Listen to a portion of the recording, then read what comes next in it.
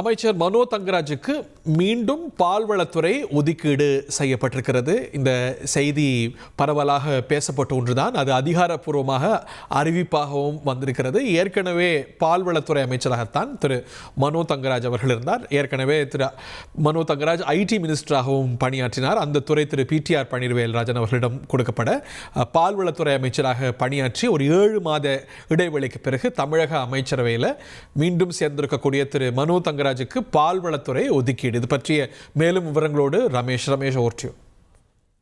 வணக்கம். அமைச்சராக பொறுப்பேற்ற மனோ தங்கராஜுக்கு மீண்டும் பால்வளத்துறை ஒதுக்கீடு செய்யப்பட்டிருக்கு. குறிப்பா தமிழக அமைச்சரவை நேற்று மாற்றி அமைக்கப்பட்டது.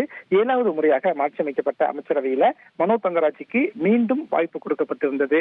அவர் ஏற்கனவே வகித்த பால்வளத்துறை அமைச்சர் பதவி அவருக்கு ஒதுக்கீடு செய்யப்படும் என்று தகவல் வெளியான நிலையில இப்போது கவர்னர் மாளிகை செய்திக்குறிப்பு அதை உறுதி செய்திருக்கிறது. அமைச்சர் மனோ தங்கராஜுக்கு பால்வளத்துறை ஒதுக்கீடு செய்யப்பட்டிருக்கு.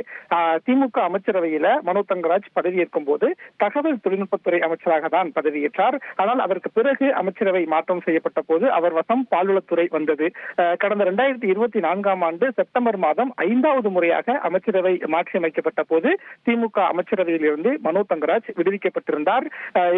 ஒரு 8 மாதத்துக்கு பிறகு மீண்டும் அமைச்சரவையில் மனோ தங்கராஜுக்கு வாய்ப்பு வழங்கப்பட்ட நிலையில் இப்போது அவர் ஏற்கனவே வகித்த பால்வளத்துறை துறை அவருக்கு ஒதுக்கீடு செய்யப்பட்டிருப்பதை பார்க்க முடிகிறது. உங்கள் தந்தி ஒன் தொலைக்காட்சியில் கர்ணன் தினமும் மாலை 5 மணிக்கு காண தவறாதீர்கள்.